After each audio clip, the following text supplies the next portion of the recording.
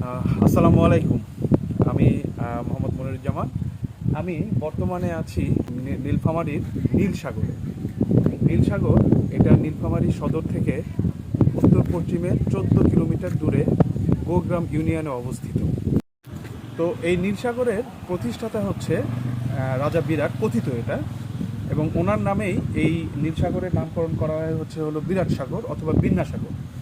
যুদ্ধের পরে এটা নীলসাগর নামে প্রচুর পরিমাণে পরিচিতি লাভ করে এবং এই নীলসাগর 54 একর জায়গার উপরে অবস্থিত এবং এটার আবিষ্কার হয় খ্রিস্টপূর্ব 8ম শতাব্দীরও পূর্বে।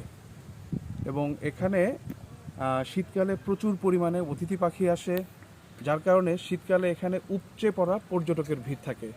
বর্তমানে এই জায়গাটাতে সংস্কারের কাজ চলছে। আমরা মোটামুটি দেখতেছি যে প্রচুর পরিমাণে সংস্কার হচ্ছে। হয়তোবা আগামী শীতে এই জায়গাটার আরও অন্য রূপে আসবে।